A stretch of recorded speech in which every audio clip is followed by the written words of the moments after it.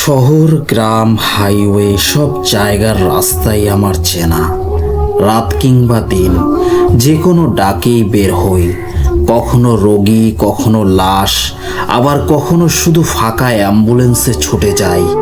তবে আজ যে ঘটনাটা বলবো সেটা আমার জীবনে ঘটে যাওয়া সবচেয়ে ভয়ঙ্কর অভিজ্ঞতা। এখনো মাঝে মধ্যে ঘুমের ভেতর হঠাৎ ঘেমে উঠে বসে পড়ি, কারণ সেই রাতটা যেন এখনো আমার শরীরে আটকে আছে। একটি অচেনা গ্রামে অ্যাম্বুলেন্স ডাকা, রাতের গভীরে পৌঁছানো, লোকেশন বরাবর বদলানো, কিছুই ঠিকঠাক না থাকা। সেই শীতের সময়টা ভালো করেই মনে আছে। জানুয়ারি মাস 2019 সাল। কুয়াশায় ঢাকা চারদিক, ঠান্ডা বাতাসে নাক মুখ জমে যায়। আমি তখন প্রায় 8 বছর ধরে অ্যাম্বুলেন্স চালাই ঢাকার একটা প্রাইভেট হাসপাতালে। আগেও বহুবার রাতে ডেড বডি বহন করেছি। পাহাড়ি রাস্তা, শহরের গলি, এমনকি গ্রাম্য পথে একা যেতে হয়েছে অনেক সময়। কিন্তু সেই রাতে যেটা ঘটেছিল তার ধারে কাছেও কোনো অভিজ্ঞতা ছিল না আমার। ঘটনাটা শুরু হয়েছিল একরকম অচেনা একটা ফোন কল থেকে। হাসপাতালের রিসেপশন থেকে আমাকে ডেকে পাঠানো হলো, তামিজ ভাই, আপনার গাড়ি লাগবে, লাশ নিয়ে যেতে হবে একটা গ্রামে, একটু ভিতরের দিকে। আমি তাকে বললাম কোথায়। সে বলল নামটা ঠিক মনে নেই, কাগজে লেখা আছে, আপনি রওনা দেন, পথেই লোক উঠবে। আমি তখনই বুঝলাম এটা হয়তো সাধারণ রোড না। কাগজে দেখা গেল আলিপুর পাড়া, শিবগঞ্জ, চাপাই নবাবগঞ্জ। নামটা কেমন যেন অচেনা লাগলো। আমি বললাম শিবগঞ্জ তো চিনি, কিন্তু আলিপুর পাড়া ওটা কোন দিকে? তারা বলল স্থানীয় একজন লোক আপনাকে ফোনে দিক নির্দেশনা দেবে, ওর নাম রবিউল, পথে আপনি ওকে তুলে নেবেন। রাত তখন 1:45।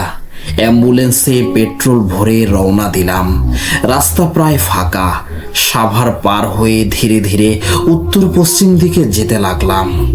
মোবাইলে রবিউল ফোন করে জানালো, আপনি ঘনশ্যামপুর বাজারের একটু আগে একটা কালো সাইনবোর্ড দেখতে পাবেন, সেখান থেকে বাঁয়ে ঢুকে যান, আমি রাস্তার ধারে দাঁড়ানো থাকবো।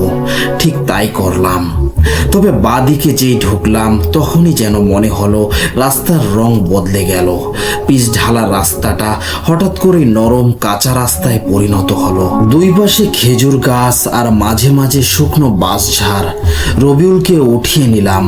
সে ছিল একদম চুপচাপ, কেমন যেন কুয়াশায় ঢাকা। তার চেহারাটা পুরো পরিষ্কার দেখা যাচ্ছিল না। আমি জিজ্ঞেস করলাম আর কত দূর? সে কেবল বলল আর বেশি না ভাই, 5-7 মিনিট। কিন্তু সেই 5-7 মিনিট যেন আধ ঘন্টা হয়ে গেল। আমরা চলতেই থাকলাম, অথচ কোনো বাড়িঘর, আলো বা মানুষের চিহ্ন নেই। হঠাৎ দেখি রাস্তার পাশে একটা বটগাছ, তার নিচে দাঁড়িয়ে আছে একজন বৃদ্ধ, সাদা ধুতি, লাল চাদর গায়ে। আমি গাড়ি থামালাম। রবিউল বলল ওই বাড়িটার মুরব্বী, উনি জানেন কোথায় রাখা হয়েছে বডিটা। বৃদ্ধ আস্তে আস্তে এগিয়ে এসে বললেন, আপনি তামিজ ভাই? আমি কিছুটা চমকে বললাম জি। চলেন, লাশ তোলা দরকার, অনেক সময় নষ্ট হয়েছে, ওরা ডাকছে। আমি বুঝলাম না ওরা মানে কারা। আমি গাড়ি নিয়ে আরো ভেতরে ঢুকলাম। কুয়াশার মধ্যে একটা দোতলা কাঠের ঘর দেখা গেল। তেমন ভাবে কোনো বাড়ি ঘর নেই। সেখানে গিয়ে দেখি একটা লাশ, সাদা কাপড়ে মোড়া, পাশে 3 জন লোক দাঁড়িয়ে, কিন্তু তারা একেবারেই চুপচাপ, কেউ কাঁদছে না, কেউ কথা বলছে না। রবিউল আর বৃদ্ধ মিলে লাশ উঠাতে সাহায্য করলো। আমি নেমে দেখলাম লাশটা অদ্ভুত ঠান্ডা, কিন্তু শরীরটা একরকম শক্ত হয়ে আছে, অতিরিক্ত শক্ত, যেমনটা সাধারণভাবে হয় না। চোখে মুখে অদ্ভুত এক অভিব্যক্তি। আমি লাশ উঠিয়ে গাড়িতে রাখলাম। কিন্তু এরপর যা হলো সেটাই আমার জীবনের সবচেয়ে ভয়ঙ্কর অধ্যায়। গাড়ি স্টার্ট করলাম, কিন্তু সাথে সাথে অনুভব করলাম কিছু একটা ভুল হচ্ছে। পথটা একদম শূন্য মনে হচ্ছিল, যেন চারপাশে কোনো প্রাণী নেই, শুধু এক গভীর নিস্তব্ধতা। মাঝে মাঝে কুয়াশা এত ঘন হয়ে যাচ্ছিল যে সামনে কি আছে কিছুই দেখা যাচ্ছিল না। কোনো গাড়ি, কোনো মানুষ, কিছুই নেই। অদ্ভুত এক শূন্যতার মাঝে আমি চলে গিয়েছিলাম। রবিউল তখনও চুপচাপ। একবার ওকে জিজ্ঞেস করলাম, কোথায় যাচ্ছি আমরা? কোথাও তো কিছু নেই। সে কোনো উত্তর দিল না। তার চোখে একটা শূন্য দৃষ্টি, যেন সে অন্য কোথাও হারিয়ে গেছে। আমি একটু ভেবাচেকা খেয়ে বললাম, রবিউল, কি ব্যাপার? তুমি কিছু বলবে না? সে আমার দিকে তাকিয়ে বলল, ভাই জানি না, তবে ঠিক কিছু একটা হচ্ছে না। আমার মনে হয় আমরা ঠিক পথে নেই, কিছু একটা ভুল হচ্ছে। হঠাৎ গাড়ির স্পিডোমিটার অদ্ভুতভাবে ঘুরতে শুরু করলো। আমি ভাবলাম হয়তো কোনো যান্ত্রিক সমস্যা হয়েছে, কিন্তু যে ঘটনা ঘটলো তা আসলে শারীরিকভাবে অতিক্রমযোগ্য নয়। স্পিডোমিটার একদম উল্টো পথে ঘুরছিল এবং হঠাৎ গাড়ি গড়িয়ে উঠে একটা অন্য রাস্তায় চলে গেল। আমি আতঙ্কিত হয়ে বললাম, এটা কি হচ্ছে? গাড়ি তো এমনভাবে চলতে পারে না। রবিউল আরও একবার চুপ ছিল, কিন্তু আমি ভেবেছিলাম এখানে কিছু আসলেই গন্ডগোল রয়েছে। রাস্তার পাশ দিয়ে যে শীতল বাতাসের ঝাপটা আসছিল তাতে আমার শরীর জমে যাচ্ছিল। সবকিছু যেন স্লো মোশনে চলছিল। এবার একটা অদ্ভুত অনুভূতি আমার মধ্যে কাজ করতে শুরু করলো। আমি অনুভব করলাম আমাদের সামনে এমন কিছু ছিল যা আমার চোখে পড়ছিল না। ওই রাস্তায় কোনো প্রাকৃতিক চিহ্ন ছিল না, সব যেন একটা ভ্রান্তির মধ্যে নিমজ্জিত ছিল। হঠাৎ এক জায়গায় এসে গাড়ি থেমে গেছে। আমি অবাক হই, কিছু একটা তো হয়েছে, অস্বাভাবিক কিছু হয়তো। একটা নির্জন রাস্তার পাশে একটা বিশাল খালি জায়গা, কুয়াশা অনেক ঘনীভূত হয়ে দাঁড়িয়েছিল। আমি জানতাম না আমি কোথায় এসে পৌঁছেছি এবং কেন এই অদ্ভুত অনুভূতি হচ্ছে। আরো অবাক হলাম যখন আমি দেখলাম একটা অদৃশ্য শক্তি যেন আমাদের আশেপাশে ঘুরছে। গাড়ির জানালা থেকে বাইরে তাকিয়ে দেখলাম আকাশ পুরোটা কালো হয়ে গেছে এবং চারপাশের আলো নিভে গেছে। বাতাসে একটা চাপাচাপি অনুভূত হচ্ছিল। হঠাৎ গাড়ির হেডলাইটের আলো ধোঁয়াশায় ঢাকা পড়ল, আর একটি ভেসে আসা নারকীয় হাসির শব্দ শুনতে পেলাম। এরপর গাড়ি স্টার্ট করার চেষ্টা করলাম। ভাগ্যক্রমে গাড়ি স্টার্ট নিল, কিন্তু এবার গাড়ি চলতে থাকলেও আমি অনুভব করলাম কিছু একটা অত্যন্ত ভয়ানক ঘূর্ণি তৈরি হচ্ছে। মনে হলো আমরা আসলে এক অদৃশ্য শক্তির প্রভাবে আছি। গাড়ির বাইরে তো হাসির আওয়াজ আসতেছিল কিছুক্ষণ আগে, কিন্তু গাড়ির ভেতর অবিরত হাসির আওয়াজ আর অন্ধকারের মাঝে যে শক্তি ছিল তাতে গা শিহরিত হচ্ছিল। রাতের গভীরতা আরো বেড়ে গেছে, চারপাশে কুয়াশা আরো ঘনীভূত হচ্ছে, যেন অন্ধকারের ভেতর কিছু অদৃশ্য শক্তি চলছে। রবিউল ছিল একদম চুপচাপ, যেন সে কিছু বলার বা কিছু অনুভব করার ক্ষমতা হারিয়ে ফেলেছে। আমি আর বেশি কিছু বললাম না, কারণ মনে হচ্ছিল কোনো কিছু বলা উচিত নয়। এই নিস্তব্ধ পরিবেশে মুখ খুললে হয়তো আরো কিছু অশুভ কিছু ঘটতে পারে। অ্যাম্বুলেন্সের সামনে কুয়াশা যতই জমছিল, আমার মনে হচ্ছিল যেন আমি আরো গভীর অন্ধকারে ডুবে যাচ্ছি। গাঢ় নীরবতায় কিছু একটা বিদ্যুৎ চমকের মতো শব্দে ভেসে আসলো একটা মৃদু হাসির আওয়াজ। এটা ছিল একদম অস্বাভাবিক। আমি কিছু বলার আগেই গাড়ির পেছন থেকে একটা শীতল বাতাস প্রবাহিত হয়ে এলো। গাড়ির ভেতরেই যেন অশরীরী উপস্থিতি ছিল। রবিউল সেদিকে কোনো মনোযোগ দিল না। তার চেহারা অদ্ভুত হয়ে গেছে, চেতনা বোধ যেন হালকা হয়ে যাচ্ছে তার। আমি গাড়ি চালিয়ে যেতে থাকলাম। মনে হলো আমরা আসলে এক অদৃশ্য শক্তির প্রভাবে আছি। এমনকি গাড়ির চালক হিসেবে আমি নিজেও একটা পরাভূত অস্তিত্ব। গাড়ির ভেতর অবিরত সেই ভ্রান্ত হাসির আওয়াজ আর অন্ধকারের মাঝে যে শক্তি ছিল তা গা শিহরিত করছিল। সাদা কাপড়ে মোড়া মৃতদেহটা যেখানে রাখা আছে তার পাশে কুয়াশার আবসা আলোয় স্পষ্ট একটা কালো ছায়া বসে আছে। চেহারা বোঝা যাচ্ছিল না, কিন্তু চোখ দুটো জ্বলছিল লাল, একদম ঠিক যেন জ্বলন্ত কয়লার মতো।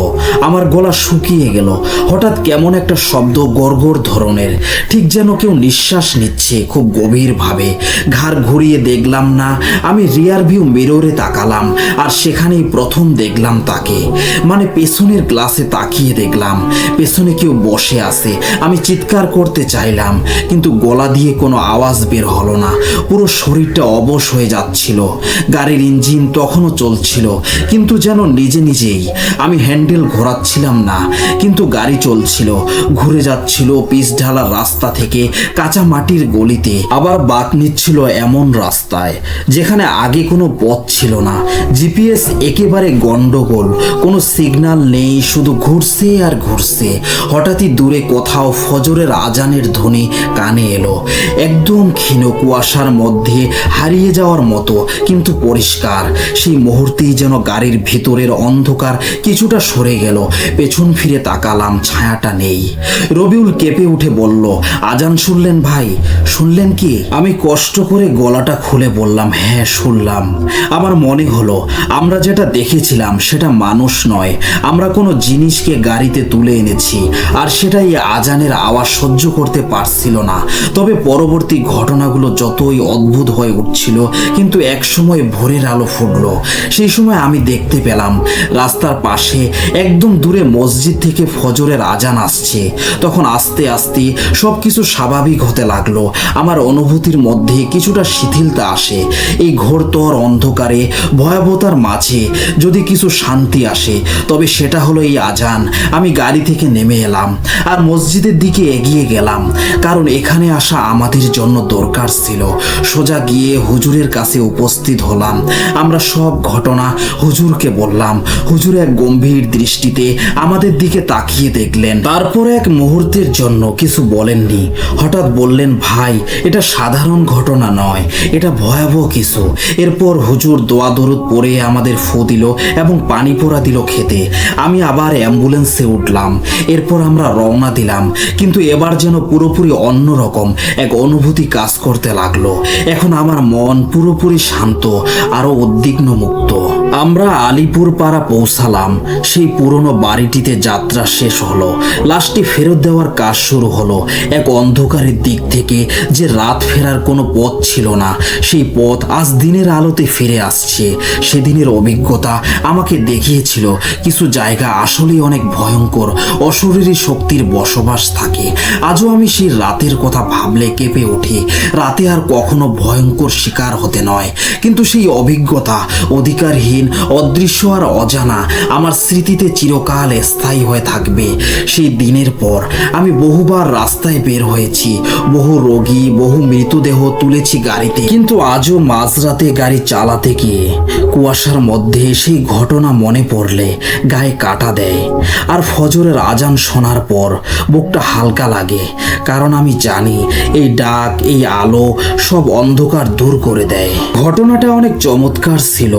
লিসেনার সঙ্গতি কারণে এই ঘটনার ব্যক্তির নাম এবং জায়গার নাম পরিবর্তন করে দেওয়া হয়েছে। আশা করি ঘটনাটা আপনাদের ভালো লেগেছে। এবার আমরা পরবর্তী ঘটনায় চলে যাব। আমি রাশেদ, শিবগঞ্জ থানার পাশের একটা ছোট্ট গ্রামে জন্ম। ছোটবেলা থেকেই মাছ ধরা, বিলের ধারে ঘোরা, এই সব কিছুই আমার অভ্যাস। বড় হয়ে পুকুর ঠিকাদারি শুরু করলাম, তবে পুরনো অভ্যাস ছাড়েনি। এখনো সুযোগ পেলেই বিলের ধারে যাই, বড়শি ফেলে নিঃশব্দে বসে থাকি। 2022 সালের বর্ষার শেষ দিক। শ্রাবণের পানি তখনও পুরোপুরি নামেনি। চাঁপাই নবাবগঞ্জের একেবারে সীমান্ত ঘেঁষা অঞ্চল শিবগঞ্জ আর রেহাইচর এলাকার মাঝামাঝি এক বিল, নাম চিলার বিল। জায়গাটা অনেক পুরনো বলা হয় এবং একসময় গঙ্গার শাখা ছিল। পানির নিচে অদ্ভুত স্রোত চলে, আর মাঝখানে একদল ডোবা বাঁশঝাড়, যেটা নিয়ে এলাকায় অদ্ভুত সব কথা চালু আছে। অনেকে বলে রাতে ওই বিল ডাক দেয়, কেউ কেউ বলে বিলের মাঝখানে মাঝে মাঝে পানি ফেটে ওঠে, যেন নিচ থেকে কিছু নিঃশ্বাস ফেলছে। আমি এসব পাত্তা দিতাম না, বরং যারা বলতো তাদের নিয়ে ঠাট্টা করতাম। 14ই আগস্ট সন্ধ্যা 6টা। আমার সাথে সেদিন ছিল রফিক আর সেলিম, দুজনেই পুরনো বন্ধু, মাছ ধরায় আমার সঙ্গী। আমরা ঠিক করলাম রাতে বিলের গভীরে বড়শি ফেলবো। গন্তব্য চিলার বিলের ডান পাশ, যেখানে পানি গভীর আর মাঝে মাঝে কেউ কেউ বলে বিরল সিলভার কাপ উঠে আসে সেখানে। আমরা 7:30টার দিকে পৌঁছে গেলাম বিলের ধারে। একটা ছোট্ট নৌকা ভাড়া করেছিলাম, ভাঙাচোরা হলেও ভাসে। সাথে ছিল বড়শি, চাকা ফাঁদ, টর্চ, পানির বোতল আর শুকনা খাবার। বিলের মাঝখানে যাওয়ার পর এক ধরনের চাপা নিস্তব্ধতা ঘিরে ধরলো। এমন না যে শীতল, বরং গরম লাগছিল, কিন্তু বাতাস ছিল না একদম, যেন প্রকৃতি কিছু থামিয়ে রেখেছে। রাত 8টা। প্রথম ঘন্টায় কোনো মাছ উঠলো না। আমরা হাসাহাসি করছিলাম, মাছ না উঠলে যা হয়। রাত 9টার দিকে সেলিম বলল ওর মাথা ঘুরছে। আমি বললাম হয়তো গরমে হয়েছে। সেলিম বলল না ভাই, কেমন যেন একটা অস্বাভাবিক গন্ধ আসতেছে, পচা পানির না অন্য কিছু। রফিকার আমি তখনও হাল ছাড়িনি। সেলিম নৌকার এক পাশে হেলান দিয়ে বসে পড়ল। আমরা বড়শি ফেলেই আসি। রাত 10টা নাগাদ হঠাৎ একটা কাঁপুনি অনুভব করলাম, যেন নৌকা একবার হালকা করে দুলে উঠল। এমনভাবে নয় যে ঢেউ এসেছে, বরং নিচ থেকে কেউ ঠেলে দিয়েছে যেন। রফিক আমার চোখের দিকে তাকিয়ে বলল তুই কিছু টের পেলি? আমি মাথা নাড়ালাম। তারপর হঠাৎ করে চুপচাপ পানির ওপর দিয়ে একজোড়া ছোট্ট পা হেঁটে গেল আমাদের ঠিক সামনে। না কোনো শব্দ নেই, শুধু পানি একটু একটু কাঁপলো। আমরা কেউ কিছু বলিনি। টর্চ ধরলাম, কিন্তু কিচ্ছু নেই, শুধু সাদা পানির রেখা। রফিক ফিসফিস করে বলল এইটারে কি মানুষ বলবি? আমি বললাম না, কিছু না। তখনই সেলিম হঠাৎ উঠে চিৎকার করে উঠল, কে ওখানে? দাঁড়া বলছি। আমি ঘুরে তাকিয়ে দেখি ও নৌকার এক প্রান্ত ধরে দাঁড়িয়ে আছে, আর ওর চোখ যেন একদম ফাঁকা। আমি ছুটে গিয়ে ওর হাত ধরে বললাম কি হয়েছে তোর? সেলিম আস্তে আস্তে করে বলল ও ডাকতেছে, পানির নিচ থেকে ডাক দিতেছে। আমি না চাইলেও আসবে। আমি ওকে জোর করে বসিয়ে দিলাম। রাত 11টা বাজলো। আরো অদ্ভুত ঘটনা ঘটতে থাকলো। বাসঝাড়ের দিক থেকে হাওয়া বইতে লাগলো, অথচ অন্যদিকে বাতাস নেই। আমাদের ফেলে রাখা জালের দড়ি যেন কারা অদৃশ্যভাবে টানছে বারবার। টর্চ লাইট নিজে নিজে বন্ধ হয়ে যাচ্ছে, আবার জ্বলে উঠছে। একটা মুহূর্তে আমরা 3 জন একসাথে দেখি বিলের মাঝখানে সেই বাঁশঝাড়টা ঠিক পেছনে পানির ওপরে আধা ডোবা অবস্থায় একটা কিছু দাঁড়িয়ে আছে। দূর থেকে মনে হচ্ছিল মাথা নেই, হাত নেই, শুধু কাঁধ আর বুক সমান কালো একটা আবসা অবয়ব, যা ধীরে ধীরে ডুবে গেল। সেলিম আর রফিক কাঁপছে। আমি চেষ্টা করছি হুঁশ রাখতে। রাত 1টার দিকে আমরা হঠাৎ খেয়াল করলাম আমাদের নৌকা ঘুরে যাচ্ছে, ঢেউ ছাড়াই ঘুরছে, যেন কেউ নিচ থেকে প্যাডেল ঘোরাচ্ছে। চারপাশ কুয়াশা ভরে গেল। সেই কুয়াশার ভেতর নৌকা যেন নিজের ইচ্ছেতে চলছিল। ঘূর্ণায়মান একটা বৃত্তে ঘুরছিলাম আমরা 3 জন। আমি কোনো মতে টর্চটা জ্বালিয়ে রাখলাম, কিন্তু আলো খুব দূর যেতে পারছিল না। চারপাশের ঘন কুয়াশা যেন আলো গিলে নিচ্ছে। রফিক আমার হাত চেপে ধরলো, ঠান্ডা ঘেমে ভেজা হাত কাঁপছে তার। সেলিম তখনও মুখ নিচু করে বসে ফিসফিস করে কিছু বলছে। আমি কান পেতে শুনলাম সে ফিসফিস করে কি যেন বলতে আসে। ও আমার বন্ধু, আরো কি কি যেন সে বলতেছিল। এসব শুনে আমার গা হিম হয়ে গেল। আমি ওর মুখের দিকে তাকালাম। ওর চোখ দুটো আবার ফাঁকা, জ্যান্ত একটা মানুষের চোখের মতো নয়। সেলিম শুনছস? আমি জোরে ডাক দিলাম। ও মাথা তুলল। এবার চোখে পানি, মুখ থমথমে। আমারে বাঁচা, রাশেদ ভাই, কেউ নিচ থেকে আমারে ডাইতেছে। আমি ঠিক করলাম এখনই বিল ছাড়তে হবে। আমি হাল ধরলাম, রফিক লাইনটা সামনে ধরলো, কিন্তু ব্যাপারটা সহজ ছিল না। আমরা যেদিক থেকে এসেছিলাম সেই খালটার মুখ খুঁজে পাচ্ছিলাম না, যেন বিল বদলে গেছে। বাসঝাড়টা যেদিকে ছিল এখন সেটা একদম অন্য পাশে। ঢেউ নেই, স্রোত নেই, তবুও নৌকা চালাতে কষ্ট হচ্ছিল। নৌকা যেন পানিতে আটকে যাচ্ছে মাঝে মাঝে, আবার কখনো পেছনে টেনে নিচ্ছে কেউ। রাত তখন প্রায় 3টা। হঠাৎ আমাদের নৌকার এক পাশে পানি বুদবুদ করে উঠলো। এরপর এক এক করে 5টা জায়গা থেকে পানি ফাটার মতো আওয়াজ আসতে থাকলো, যেন কেউ বা কিছু নিচ থেকে উঠে আসতে চাইছে। সেলিম হঠাৎ দাঁড়িয়ে গেল, বলল আমারই ও ডাকতেছে, ও বলছে আমি ওর লোক। আমরা ওকে ধরে বসে রাখলাম। নৌকা এবার পুরোপুরি বাসঝাড়ের দিকে যাচ্ছে, আর কুয়াশা এতটাই ঘন হয়ে গেছে যে নিজের হাতটা পর্যন্ত স্পষ্ট দেখা যাচ্ছে না। তখনই একটা গলা ভেসে এলো, নারী কণ্ঠ না, পুরুষ কণ্ঠ নয়, যেন ভাঙা বাঁশের গোঙানির মতো। তুই ফিরলি কেন? এই বিল তোর না। আমি জোরে চিৎকার করে বললাম, আমরা ভুলে এসেছি, আমাদের যেতে দাও। এক মুহূর্তের জন্য চারদিক স্তব্ধ। তারপর হঠাৎ কুয়াশা মিলিয়ে গেল। আমরা দেখতে পেলাম খালটা একদম চোখের সামনে। একটু দেরি না করে নৌকা ঘুরিয়ে চালাতে লাগলাম। নৌকা ধীরে ধীরে খালের দিকে চলে গেল। পেছনে বাঁশঝাড়টা আর সেই ছায়া মিলিয়ে গেল। সকালে আমরা বাড়ি ফিরি, কারো মুখে কথা নেই। সেলিম বিছানায় শুয়ে পড়লো, একটানা ঘুম। রফিকও চুপচাপ। আমি শুধু বারবার ভাবছিলাম, ওই আওয়াজটা কার, কিসের অস্তিত্ব ছিল সেই বিলের মাঝখানে। 2 দিন পর এক এলাকার বয়স্ক হুজুর আমাদের বাড়িতে এলেন আমাদের খোঁজ নেওয়ার জন্য। উনি শুনেছিলেন আমরা চিলের বিলে গেছিলাম। আমি সব ঘটনা তাকে খুলে বললাম। উনি গভীরভাবে শুনলেন, কিছুক্ষণ চুপ করে থাকলেন, তারপরে বললেন, সেই জায়গায় কিছু অশরীরী বাস করে, তারা চায় না কেউ সেই জায়গায় যাক। এরপর হুজুর আমাদেরকে তেল পোড়া এবং পানি পোড়া দিয়ে চলে গেলেন এবং সেই জায়গায় যেতে মানা করলেন। 3 মাস কেটে গেছে, আমরা আর চিলার বিলে যাই না। এখন আমরা পুরোপুরি সুস্থ। এই ছিল ঘটনা। ভালো লাগলে পড়ে শোনাবেন। প্রিয় লিসেনার্স, এবার আমরা পরবর্তী ঘটনায় চলে যাব। আমি হাশেম মাঝি। পর্দার পারেই আমার জন্ম। নাও চালাই, জাল ফেলে মাছ ধরি। আমাদের পাড়ায় সবাই বলে আমার মতো মাছ ধরতে কেউ পারে না, কিন্তু একটা ঘটনা আমার জীবনটা উল্টে দিয়েছিল। আজও ওই রাতটা মনে পড়লে আমার জ্বর আসে। ঘটনাটা প্রায় 3 বছর আগের। বর্ষাকাল তখন।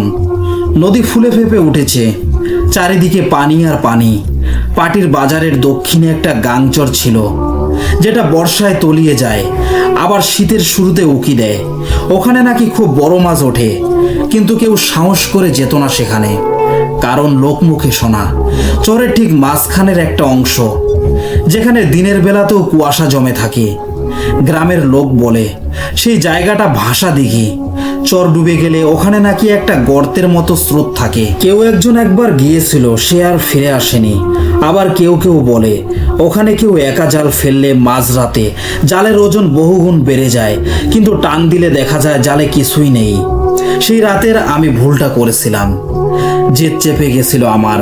বাজারে 3 জন বলছিল ওই চরপাড়ায় আজকে ঝাঁকে ঝাঁকে বোয়াল উঠেছে। আমি ভাবলাম সবাই ভয় পায় বলে জায়গাটা ফাঁকা, আর আমি হাশেম মাঝি, আমি ভয় পাই না। চুপচাপ সন্ধ্যা নামার আগেই একা নৌকা নিয়ে রওনা দিলাম। হাতে কেবল কুয়া, মানে হাত জাল ছিল, টর্চ আর একটা কেরোসিন ল্যাম্প।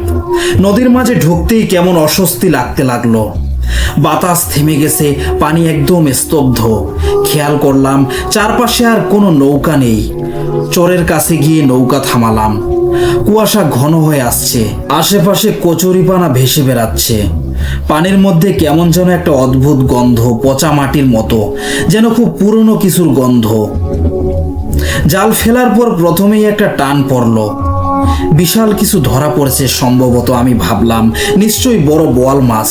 খুশি হয়ে জাল টানতে গেলাম, কিন্তু কিছুতেই উঠছে না। একটু পর দেখি জাল কাঁপছে, কিন্তু ওপাশে টানের জায়গা বদলাচ্ছে, যেন কেউ জাল ধরে ধীরে ধীরে নৌকার পেছন দিকে নিয়ে যাচ্ছে। আমি টর্চ জ্বালিয়ে তাকালাম। নৌকার পেছনে কেউ নেই। জাল এক টানে টেনে নৌকার নিচে চলে গেল। আমি ঝুঁকে দেখার চেষ্টা করতেই ঠান্ডা একটা আওয়াজ এলো ঠিক কানের পাশ দিয়ে, এখনো সময় আছে, চলে যা। আমি চমকে উঠলাম, কেউ নেই। নৌকায় আমি একা, কিন্তু কণ্ঠটা যেন আমার নিজের মাথার ভেতরেই বাসলো। আমি থেমে গেলাম। চারপাশে পানি, ওপরে অন্ধকার আকাশ, কুয়াশায় ঢেকে গেছে দিগন্ত। মাঝ নদীতে আমি একা, আর আমার টানে ধরা জাল যেন পানির তলায় কারো হাতে চলে গেছে। এখনো সময় আছে, চলে যা। এই কণ্ঠটা ঠিক যেন পাশ থেকে কেউ ফিসফিস করে বলল, কিন্তু আমি নিশ্চিত আশেপাশে কেউ নেই। আমার গায়ে হঠাৎ হিম হয়ে আসা ঘাম জমে গেল। টর্চটা কাপা হাতে তুলে আবার পানির দিকে তাকালাম। হঠাৎ চোখে পড়ল পানির একদম কাছ থেকে যেন কিছু একজোড়া চোখ তাকিয়ে আছে, কিন্তু মাছের মতো নয়, মানুষের মতো চোখ, বড়, শান্ত। পানির নিচে একটা মুখ কুয়াশার ভেতরে মিশে আছে। আমি চিৎকার দিয়ে টর্চটা ফেলে দিলাম, কে আছিস ওখানে? নৌকা কেঁপে উঠলো হঠাৎ, যেন কেউ পানির নিচ থেকে ঠেলে দিল। আমি হোঁচট খেয়ে পড়ে গেলাম। আর তখনই শুনতে পেলাম পানির ভেতর থেকে এক অদ্ভুত গোঙানির আওয়াজ। এমন আওয়াজ আমি জীবনে কখনো শুনিনি। মনে হলো কেউ গভীর পানির ভেতর আটকে পড়ে বাঁচার জন্য চেঁচাচ্ছে। আমি উঠে দাঁড়িয়ে নৌকা ঘোরাতে লাগলাম। আর এক মুহূর্ত যেন এখানে থাকলে হয়তো ফিরে যেতে পারবো না, কিন্তু নদী যেন আমাকে ছাড়তে চাইছে না। নৌকার নিচে আবার ধাক্কা লাগলো, এবার আরো জোরে। আমি চিৎকার করে উঠলাম, আল্লাহ বাঁচাও, আমি আর আসবো না, আমি ভুল করেছি। নৌকা কাঁপতে কাঁপতে হঠাৎ করে স্থির হয়ে গেল। আমি তখন হাঁপাচ্ছি আর কাঁপছি। একটা হাত ল্যাম্পটা ধরতেই আচমকা বাতাস নিস্তব্ধ হয়ে গেল। আশেপাশের কুয়াশা ধীরে ধীরে ঘন হয়ে চোখের সামনে কেবল সাদা কুয়াশা ছাড়া কিছুই থাকলো না। তখনই সেই আওয়াজটা আবার এলো, তুই আবার যদি আসিস তবে তোর ছায়াও ফেরত যাবে না। আমি আর কিছু না ভেবে পাগলের মতো বৈঠা মারতে শুরু করলাম। কিভাবে তীরে ফিরলাম ঠিক মনে নেই। আমি যখন হুঁশে আসি তখন আমি ঘাটের চরে শুয়ে, মাথা ফেটে রক্ত পড়ছে আর আশেপাশে কিছু লোক জড়ো হয়েছে। তারা বলল আমার নৌকা খালি চলে এসেছে, আমি নাকি ছিলাম না সেখানে। ঘাটের মাথায় উঠে পড়েছিল।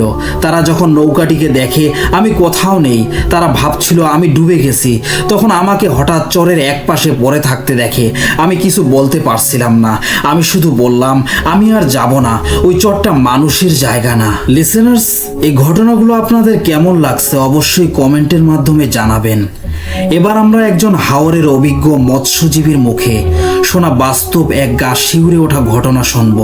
ঘটনার সময়কাল সন্ধ্যা থেকে রাত 10টা পর্যন্ত।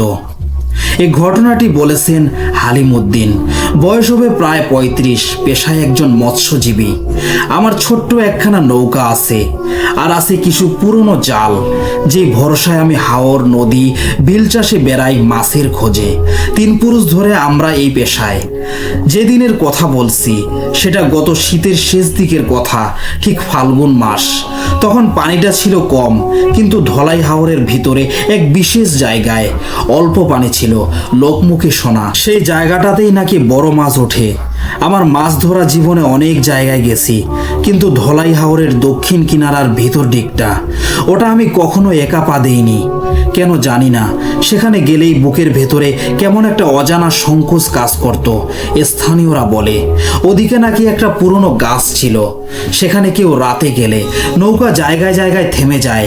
আর কেউ কেউ বলে মাঝরাতে পানি কাঁপে কিন্তু বাতাস থাকে না। আমি এসব গায়ে মাখি না, কিন্তু ওই বছর মার্চে মাছের দাম চড়েছিল খুব। তাই এক বিকেলে আমি ঠিক করলাম আমি একাই নেমে যাব ওই গোপন হাওরের ভিতরে। সন্ধ্যা 5টা, হাওরে নামার সময়। সন্ধ্যার একটু আগে মাথায় হেডলাইট, এক মগ ভাত আর একটা কোরাল মাছ ধরার বড় জাল নিয়ে বেরিয়ে পড়লাম। নৌকা ঠেলে ঠেলে 1 ঘন্টা পর পৌঁছালাম ধলাই হাওরের দক্ষিণ দিকে, যেখানে পানিটা কিছুটা গভীর। সন্ধ্যা নেমেছে, দূরে ধান খেতে শালিকের ডাক শোনা যাচ্ছে, বাতাসে হালকা ঠান্ডা। নৌকাটা যেখানে থামালাম ঠিক সেখানে একটা শুকনো গাছের কাণ্ড এখনো দাঁড়িয়ে, ডালপালা নেই, গায়ে শ্যাওলা। চাঁদ তখন ওঠেনি, হালকা কুয়াশা জমতে শুরু করেছে। রাত 7টা। প্রথম অদ্ভুত ব্যাপার অনুভব করলাম। জাল ফেলার পর দেখি টুপটাপ শব্দ হচ্ছে, বড় মাছ উঠছে, চিংড়ি, কোরাল, এমনকি একটা ছোট্ট বাগদা টাইপের মাছও উঠলো। আমি খুশি হলাম, মনে হলো এ রাত ফাঁকা যাবে না। হঠাৎ পিছন দিক থেকে কেমন একটা শব্দ পেলাম, ছপ করে। কেউ যেন খুব ধীরে পানিতে হাঁটছে। আমি পেছনে ফিরলাম, কেউ নেই। আমি ভাবলাম হয়তো কোনো হাঁস বা কোনো জঙ্গলি পাখি হতে পারে, কিন্তু ঠিক 2 মিনিট পর আবার ছপ করে আওয়াজ শুরু হলো। এবার একদম কাছ থেকে এলো শব্দটা। আমি হেডলাইট জ্বালিয়ে আলো ফেলতেই দেখি পানির উপর কিছুই নেই, অথচ পানি যেন কারো পায়ের নিচে চেপে চেপে দেবে যাচ্ছে। ছোট ছোট গোল ঢেউ উঠছে। ভেবেছিলাম জেলেদের হাওর, রাত অনেক, ফিরে যাব। রাত 8টা, পানির নিচে নড়াচড়া।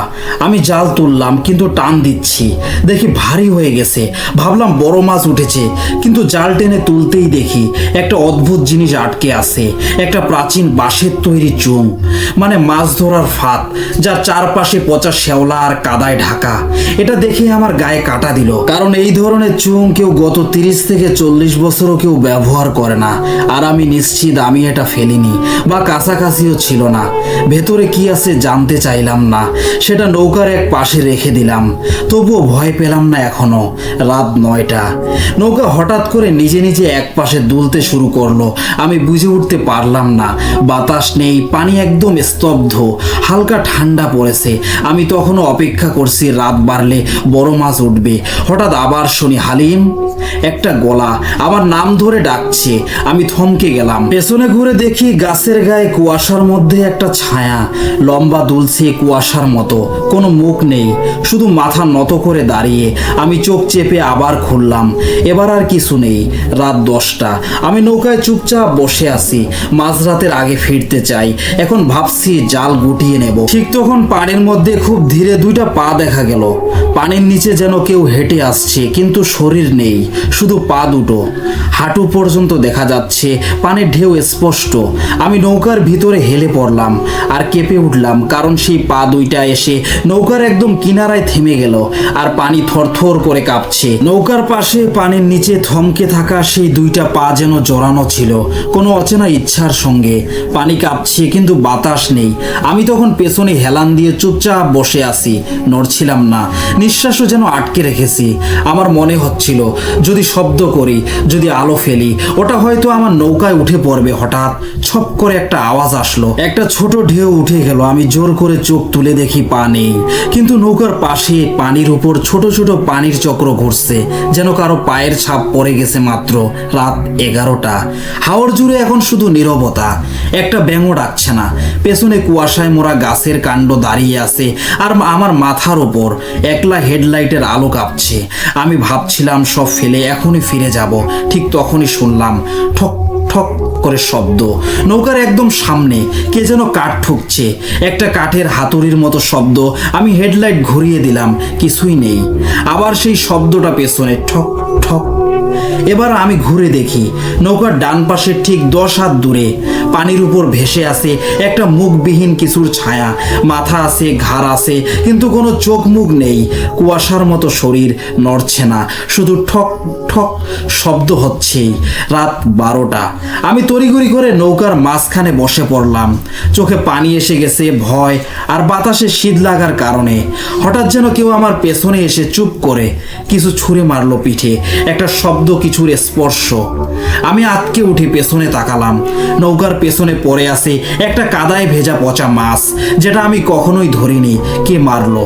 হাওরে তো কেউ নেই, আমি জানি কেউ নেই। আমি একা। রাত 1টা, আমি হেডলাইটটা অফ করে দিলাম। অন্ধকারে চোখ অভ্যস্ত করতে চাইলাম, শুধু জোনাকি আর দূরের গ্রামের মশার ধোয়ার কুয়াশা দেখতে পাচ্ছি।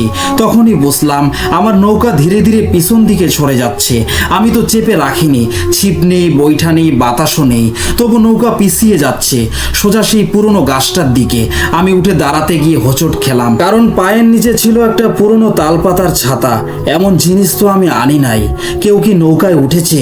রাত 2টা, গাছটার পাশে এসে নৌকা থামলো। হঠাৎ বাতাস উঠে গেল, পানির ঢেউ বাড়লো। আমি হালকা আওয়াজ শুনলাম, হালিম আবার আসছিস? ভয় এতটাই গাঢ় হয়ে উঠল, আমি শরীরের ভিতর ঠান্ডা অনুভব করলাম। গলার স্বর শুনে মনে হচ্ছিল এটা মানুষ না, কোনো স্মৃতি কথা বলছে। তখনই আমার চোখ গেল গাছটার গায়ে ঝুলে থাকা একটা পুরনো বস্তা কাপড়ের টুকরোর দিকে। তাতে লেখা, মোর কবর হাওরে, হালিম তুই ফিরে যা। রাত 3টা, আমি চিৎকার করে বৈঠা নিয়ে নৌকা ঘোরাতে লাগলাম। গন্তব্য উত্তর দিক, কিন্তু আশ্চর্য, নৌকা শুধু ঘুরছে, সামনে যাচ্ছে না। আমি বুঝলাম আমার নৌকার নিচে কিছু একটা আঁকড়ে ধরেছে। পানি কাঁপছে না, কিন্তু আমি আগাতে পারছি না। ঠিক তখন আমার সামনে পানিতে দেখা গেল একটা হাত পানি ভেদ করে উপরে উঠছে। পাতলা কালচে একটা হাত, তারপর আরেকটা, আর তারপর একটা পচা মুখ যার চোখ নেই কিন্তু চোয়াল খোলা, যেন ডাকা হচ্ছে। রাত 3টা থেকে ভোরের আলো আগ পর্যন্ত নৌকার নিচে থেকে সেই 2 হাত উঠে এলো। আমি তখন ছটফট করছি, কিছুতেই বুঝতে পারছি না কিভাবে মুক্ত হব। বইটা দিয়ে জোরে ধাক্কা দিলাম, কিন্তু নৌকা নড়ে না। পানির নিচ থেকে যেন জড়িয়ে রাখা হয়েছে, কোনো শিকল নয়, এক অদৃশ্য শক্তি। আমি হেডলাইট আবার জ্বালালাম। আলোটা সরু রশ্মিতে গিয়ে পড়লো গাছটার ডালে। ঝুলে আছে এক মাছ ধরা জাল, পুরনো ছেঁড়া। হঠাৎ সেই জালটা নিজে নিজেই ডাল থেকে খুলে পড়লো আর ধীরে ধীরে ভেসে আসতে লাগলো আমার নৌকার দিকে। আমি জানি এই জাল আমি ধরলে শেষ, কিছু একটা ঘটবে। তবু আলো নিভিয়ে চোখ বন্ধ করে থাকলাম। তখনই আবার সেই কণ্ঠস্বর, হালিম সময় ফুরায় রে, ফিরিস না কেন? রাত 3টা 40 মিনিট। চোখ খুলতেই দেখি চারপাশে অন্ধকার নেই, হাওরের পানি আলোয় ঝলমল করছে, কিন্তু আকাশে চাঁদ নেই, তারা নেই, কোনো বাতি নেই। আলো আসছে পানির নিচ থেকে। নৌকার নিচে তাকিয়ে দেখি পুরো হাওরের তলদেশে আলো জ্বলছে, আর সেই আলোয় ভেসে উঠছে অনেক মানুষের ছায়া। আর কেউ বসে মাছ ধরছে, কেউ জাল টানছে, কেউ ডুব দিচ্ছে, কিন্তু সবার মুখ ঘুরিয়ে রাখা, কেউই সামনে মুখ দেখাচ্ছে না। আমি বুঝলাম আমি এখন আর রাত 3টার দুনিয়ায় নেই। সময় বেঁকে গেছে, আমি আটকে পড়েছি একটা ভিন্ন বাস্তবতায়, যেখানে হয়তো কেউ একটা পুরনো ভুল ঠিক করার চেষ্টা করছে আমার মাধ্যমেই। রাত 4:10। গাছটার ডালে নিচ থেকে এবার উঠে এলো একটা মরা পাখি। তার পেট কাটা, চোখ নেই, ডানাগুলো পচে গলে যাচ্ছে। পাশাপাশি পানি ফেটে একটা গর্তের মতো তৈরি হলো।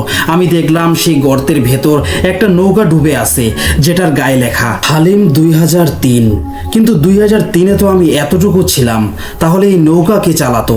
আমি আরো ভালো করে তাকিয়ে দেখি নৌকার ভেতর বসে আছে এক যুবক, আমার মতোই দেখতে, কিন্তু চোখ নেই, শুধু খোলা কোটর আর ঠোঁটের কোণে রক্ত শুকিয়ে লেগে আছে। হঠাৎ সে বলে উঠল, আমার জায়গায় তুই এখন, এবার তুই ঠিক কর, হালিম ফিরবি নাকি থামবি? রাত 4:30। আমার মাথা চক্কর দিচ্ছিল। ঠিক তখন সেই মুখবিহীন ছায়াটা আবার গাছের পাশে এসে দাঁড়ালো। তার কণ্ঠস্বর এবার পরিষ্কার, তুই যদি মাছ ধরিস এ জায়গায়, তাহলে আর বেঁচে ফিরতে পারবি না। আমি বললাম, আমি দুঃখিত, যদি কিছু হয়ে থাকে আমি আর কখনো এই জায়গায় মাছ ধরতে আসবো না। রাত 5টা। তখনই হঠাৎ করে পানি গর্জে উঠলো, চারপাশ থেকে বাতাস ঝড়ের মতো বইতে লাগলো, আর আমার নৌকা নিজে নিজে এগোতে লাগলো উত্তর দিকে, যেদিকে গ্রাম। আলোর রেখা ফোটার আগে আমি দেখলাম গাছটার নিচে বসে আছে সেই যুবক, যার চোখ নেই। সে শুধু একটা কথা বলল, তুই বাঁচলে, কিন্তু আর কেউ যদি আসে তারে আর ফেরত পাঠানো হবে না। আমি ভোরের আলোয় ঘাটে পৌঁছালাম। সবাই বলল, হালিম ভাই তো রাতে গেছিল মাছ ধরতে, ফিরে এলো কেমনে? আমি বললাম, আমি তো মাত্র 4 থেকে 5 ঘন্টা ছিলাম। তারা বলল, তুই 3 দিন নিখোঁজ ছিলি। আমার গায়ে কাটা দিল। নৌকার নিচে তখনও সেই পুরনো তালপাতার ছাতা পড়েছিল, আর আমার পেছনের কাঁধে লেগেছিল একটা আঁচড়ের দাগ, যা হয়তো কোনো মাছ না, অশরীরী কিছু একটার ছোঁয়া। এই ছিল ঘটনা। আজকের মতো এখানেই শেষ। পরবর্তী ঘটনাগুলো শুনতে চাইলে আমাদের চ্যানেলটি সাবস্ক্রাইব করে আমাদের পাশে থাকবেন। লিসেনার সকলের সুস্বাস্থ্য ও দীর্ঘায়ু কামনা করছি। আমরা সকলে যেন রবের পথে থেকে জীবন পার করে দিতে পারি। প্রিয় লিসেনার্স, ঘটনাগুলো ভালো লেগে থাকলে লাইক কমেন্ট করে আমাদের জানান, আর সাথে সাবস্ক্রাইব করতে ভুলবেন না। আমাদের চ্যানেলকে এগিয়ে নিয়ে যাওয়ার দায়িত্ব আপনাদের। আপনাদের লাইক কমেন্টগুলো এবং সাবস্ক্রাইব আমাদের নতুন নতুন ঘটনা দিতে উৎসাহিত করে। প্রিয় লিসেনার্স, আপনাদের সাথে ঘটে যাওয়া ঘটনা পাঠাতে পারেন। আমাদের ডেসক্রিপশন বক্সে জিমেল আইডি দেওয়া আছে, bhudfmrat@gmail.com। অনেক ধন্যবাদ আপনাদের সবাইকে ধৈর্যের সাথে ঘটনাগুলো শুনে থাকার জন্য।